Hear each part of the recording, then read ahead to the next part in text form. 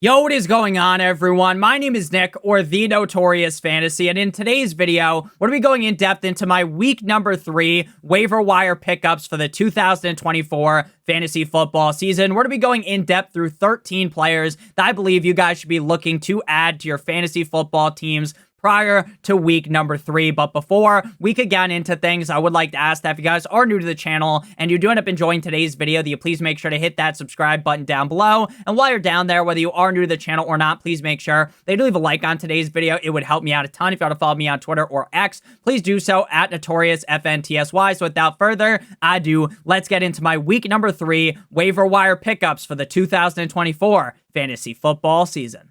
We begin with the first waiver wire ad for week number 3, and that is Shaheed, Rashid Shaheed, wide receiver of the New Orleans Saints, going up against the Philadelphia Eagles this week at home in New Orleans. Now, I fully understand that Rashid Shaheed is more than likely not going to be available in your league. 63% rostered on Yahoo, 63.1% on ESPN, and 38% on NFL. If you are on NFL, you might actually be able to snag him, but in a majority of competent leagues, Rashid Shaheed will already be on someone's roster, if not your own roster. But if he is available, I do believe he should be the number 1 waiver wire ad on the week. He was the wide receiver number 13 in PPR last week at the Dallas Cowboys in Jerry's World. Now, this is prior to Monday Night Football. I can't rub the crystal ball and tell you exactly how the players are going to perform tonight on Monday Night Football in the Eagles versus the Falcons game. So all of these stats are coming prior to that.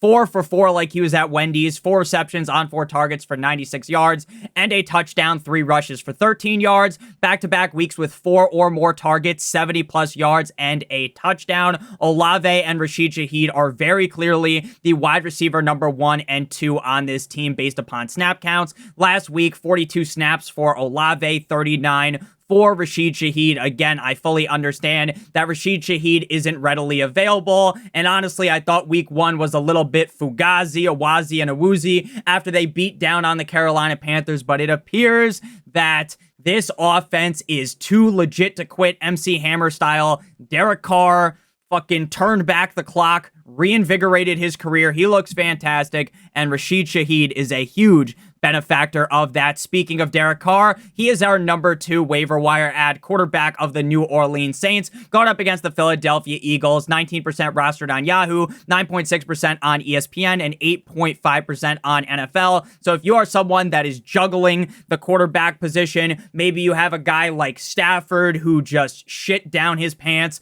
up against the Arizona Cardinals, losing Puka Nacua, losing Cooper Kupp. Maybe you're going with Caleb Williams, and that experiment has been a disaster. There's some other guys that are kind of up in the air, starts week in and week out. I think Derek Carr really has hopped in the hot tub time machine and has turned back time back to Oakland Raiders Derek Carr. Last year, he was trash.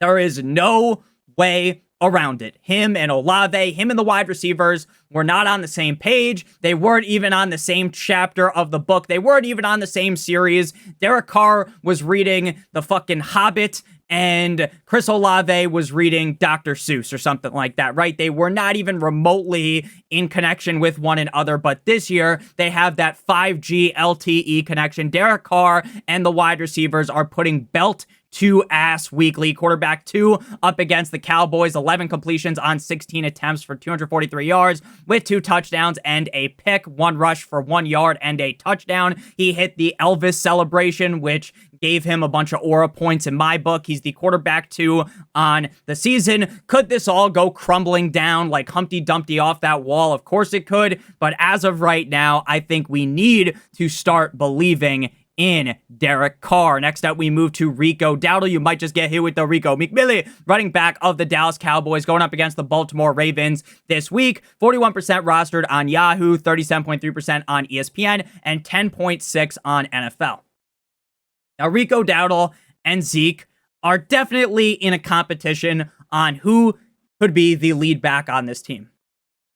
In week 2, he ended up out-snapping Zeke 43 to 40%. So it's still a very close margin. And while I wouldn't want to go out there and bang the drum and say you need to start Rico Dowdle up against the Baltimore Ravens, I believe if the Dallas Cowboys offense figures it out, they start gelling correctly, then I really do believe that if Rico Dowdle becomes the guy, he could be a reliable top 24 running back weekly with top 5 upside due to how good the Dallas Cowboys offense can be when they are gelling. I understand they got Cleveland steamered last week by the New Orleans Saints, but I do think better days are ahead for this team. Last week, he was the running back 26, 7 rushes for 30 yards, 4 receptions on 5 targets for 29 yards. Again, don't roll Rico Dowdle out there this week with supreme confidence thinking he is going to put up a humongous performance up against the Ravens. Is it possible? Yes.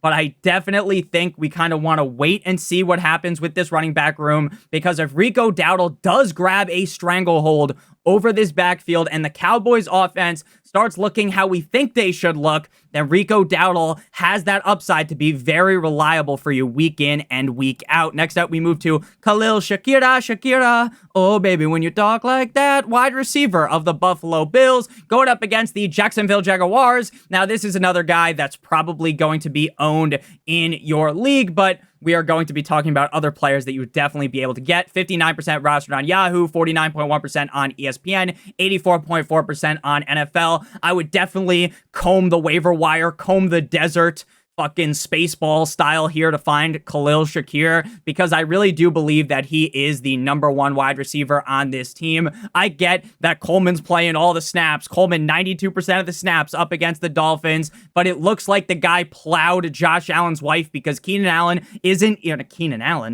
Allen isn't even looking his way.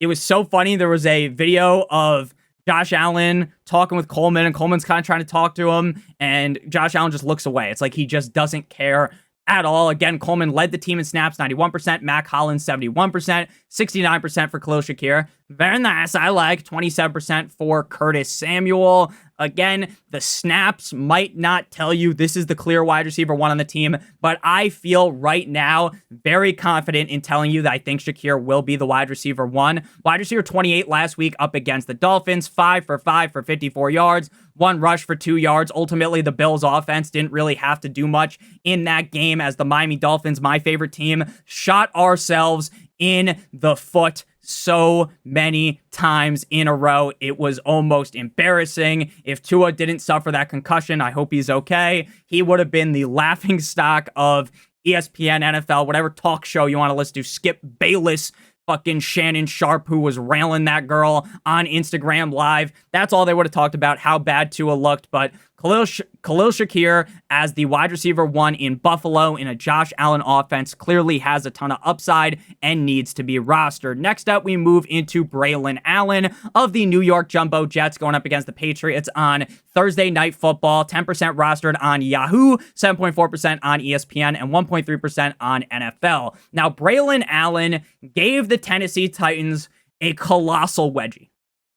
It was one of those wedgies like you see in an old school movie where the underwear like shatters and they put it like over the person's head and almost looks like they're wearing a fucking do-rag, or when they attach the person to the what was that movie with the guy from Good Luck Charlie, Minutemen, where they on Disney Channel, if you're around my age, where they attach it to the flagpole and they lift you up next to the American flag. That is how Braelon Allen did last week. The guy was fantastic up against the Titans in Tennessee. 7 rushes for 33 yards and a tug, 2 receptions on 4 targets for 23 yards and a touchdown. So not 1, but 2 touchdowns in that game. If you're a Breece Hall owner, I am sure while he did have a good game, you were definitely frustrated. The snaps did move more in favor of Allen compared to week 1, but he is still going to be, in a majority of weeks, a sub 35% snap share guy. He is a high upside handcuff. If Breece Hall was to go down, he needs a little quick revive, knock on wood, we don't root for injuries, then Braelon Allen would skyrocket into potentially being a top 12 running back weekly. Weekly with Breece Hall active If you can find a plus matchup and you're down bad at running back, sure, you can play Braelon Allen, but obviously it is far from ideal due to the fact that Breece Hall is clearly the running back one on the team, and I don't think that Braelon Allen is going to be able to eclipse him. Next up, we move to running back number 3 here on this list, the 6th player, and that is Bucky Irving, running back of the Tampa Bay Buccaneers, going up against the Denver Broncos at home in Raymond James Stadium. 34% rostered on Yahoo, 29.5% on ESPN, and 8.5% on NFL. Rachaad White's groin injury from Sunday is not considered to be major. He should be fine. Though, if he does get hurt again, that is what opens the door towards Bucky Irving having a huge role in this offense. Week 2 up against the Detroit Lions in Detroit. 7 rushes for 22 yards. I get that's not an amazing stat line, but he does average 5.2 yards per carry on the season. This is very clearly going to be around a 30-ish% split. Some weeks it'll be 65-35, some weeks 75-25, but you get what I mean, around a 70-30% split in favor of White. That was clear from both weeks 1 and 2. Again, I'm not going to sit here and truly give the glaze special like a donut, the Gawk Gawk 9000 special to Bucky Irving, because frankly, when Rachaad White is healthy, you're not going to start Bucky Irving. But if something was to happen, he would become a very high upside handcuff. And again, even though Rachaad White is as ineffective as it gets, 0 efficiency in his game, he will still end up being the lead back when he's healthy. And next up, we move to Carson Steele. Carson, stop the steal, running back of the Kansas City Chiefs, going up against the Atlanta Falcons in Hotlanta. 4% rostered on Yahoo, 1.6% on ESPN, and 0.9% on NFL. Now, his nickname of Carson Stop the Steal is very funny because they're actually potentially going to steal his workload away and give it to Kareem Hunt. Kareem Hunt visited today, and if they end up, or he's going to visit on Tuesday, I believe was the actual report, and if they sign him and the backfield is Steele, Ryan, and Kareem Hunt, I wouldn't want any part of it. I wouldn't want diddly squat to do with this backfield. So if that is the case, then stay clear away from Carson Steele. But as of right now on Monday, I do definitely believe Carson Steele is worthy of a mention. Isaiah Pacheco has a fractured fibula and is set to miss real time. Schefter said today he's going on the IR and it is not season ending. Another report says 6 to 8 weeks, which obviously is a kick in the cojones of people that ended up drafting Pacheco. Obviously that sucks. You're not going to cut Pacheco, just throw him on your IR. When he comes back, you're going to play him. But this is a huge blow to your team. Steele was the running back 1 with Pacheco out last week. So, kind of bowed on the side of caution right now. Wait until tomorrow what we hear about Kareem Hunt before you blow your wad of fab on Carson Steele. Next up, we move to Demarcus Robinson, wide receiver of the LA Rams, going up against the 49ers. Last week, we talked about Demarcus Robinson as an ad, so if you didn't get him yet, you're in a fab league, you probably have to pay a much prettier of a penny this week. 42% rostered on Yahoo, 33.6% on ESPN, 29.2% on NFL. Cooper Kupp suffered an ankle injury, which is believed to be a moderate high ankle sprain. Now, I am as much of a doctor as Johnny Sins. Moderate isn't terrible. It's not, fuck, we're going to have to cut Cooper Kupp's leg off and amputate. But obviously, it's not the most ideal scenario. With all of the speculation here, maybe he plays this week, but based upon the fact that he was in a walking boot, I would say he misses at minimum at least one game. Wide receiver 45 in PPR last week for DeMarcus. 2 receptions on 4 targets for 50 yards. I thought this game was going to be a back and forth affair. I thought this was going to be a firefight. I thought this was going to be one of the best games of the week. A super fun 4 o'clock game, division rivalry matchup. I was bricked up thinking about it, and the Arizona Cardinals came out swinging. Maserati Marv demolished the Rams, and the Rams had no fight. They didn't get backed up. They were knocked out cold instantly. So DeMarcus didn't have a great game, but now without Puka, now without Cooper Kupp, you would just be foolish not to add him. 92% of the snaps last week, 87% for Tyler Johnson, 50% for Jordan Winnington. Are you bipolar? Because I'm bi winning. Next up, we move to player number 9 here, Colby Parkinson, tight end of the LA Rams, going up against the 49ers. 49% rostered on Yahoo, 44.1% on ESPN, 47.3% on NFL. If Colby Parkinson is already rostered in your league, I got another tight end to tell you about. Now, Colby Parkinson was a guy that I expected was going to leave your league mates shaking in fear, thinking about the fact that you have Colby Parkinson. Everything's adding up. Puka's out, this, that, the other thing. High scoring matchup. I was salivating thinking about it, and the motherfucker shit the bed. 2 targets, 1 reception, 12 yards. But I'm going to use the Men in Black thing where they can just wipe your memory and not even think about it. He's the clear tight end 1 on the team, playing 81% of the snaps. Hunter Long playing just 19%. With Kupp hurt, I would just kind of, again, erase your memory from last week. Don't think about it. In week 1 against Detroit, 4 receptions on 5 targets for 47 yards. He's a pretty safe play. Should be seeing more targets than last week with a ton of upside due to how good the Rams offense can be when they are clicking. Next up, we move to player number 10 here, Hunter Henry, tight end of the New England Patriots, going up against the New York Jumbo Jets in Gotham on Thursday night. 24% rostered on Yahoo, 10.1% on ESPN, 5.1% on NFL. Last week up against the Seahawks, he laid a pipe for the Seahawks defense, and the Seahawks, while they did end up winning the game, they were just screwed by Hunter Henry. They had nothing. They had 0 to stop Hunter Henry. 8 receptions on 12 targets for 109 yards. I guess that super huge day was stopped by the fact that he didn't score a touchdown. But 8 receptions for 109 yards when guys like Travis Kelce are doing nothing, like Mark Andrews, all these guys we drafted super highly are doing nothing. Again, don't panic off of those guys yet, but Hunter Henry feels fine. Brissett did get banged up in that game, but he was a full participant in practice today on Monday, so I believe he'll be good to go, and we won't be seeing Draco May play just yet. Patriots targets week 2. Hunter Henry had 12. Stevenson had 5. Polk had 3. That's 7 targets for Stevenson and Polk. Osborne had 2.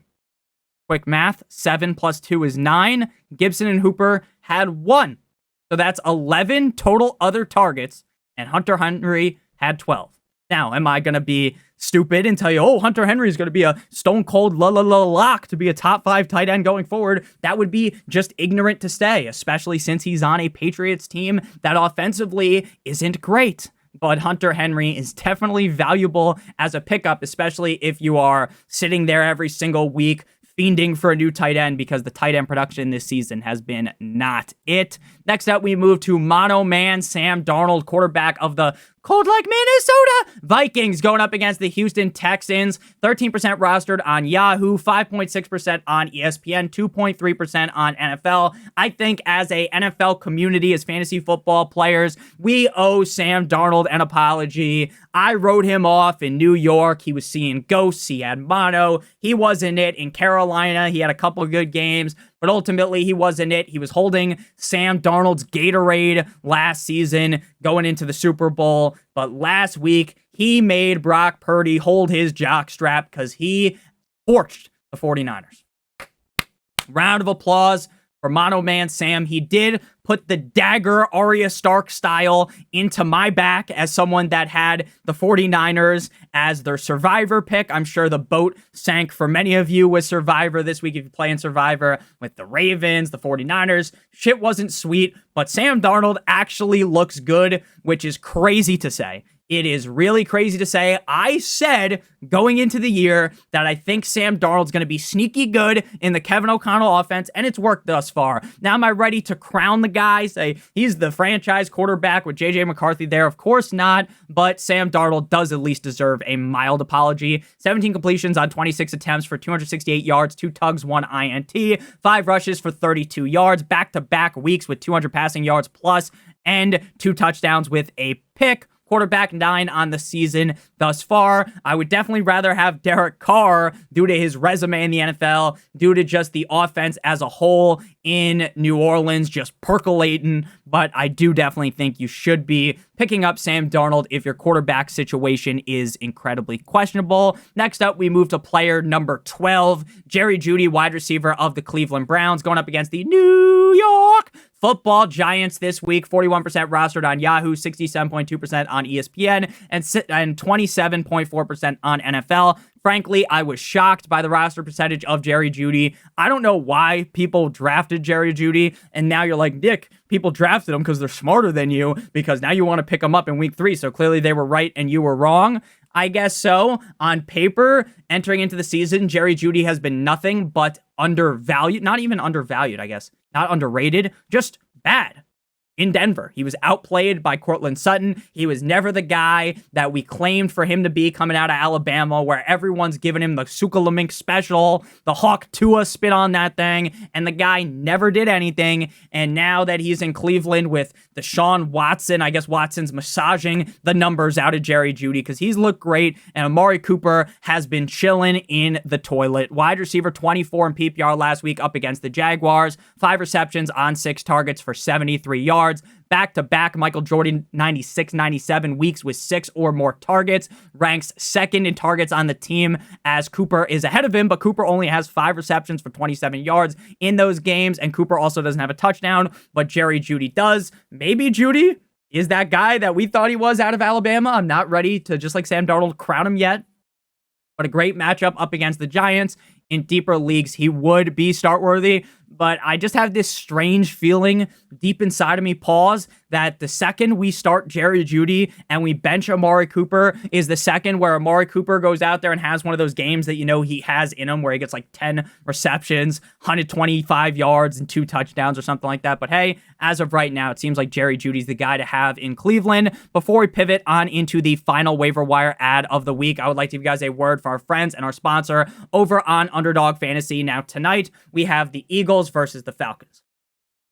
And if you are new to Underdog Fantasy, you can sign up with code NOTORIOUS or by clicking on the link in the video description to claim your free pick plus a first-time deposit offer of up to $1,000 in bonus cash.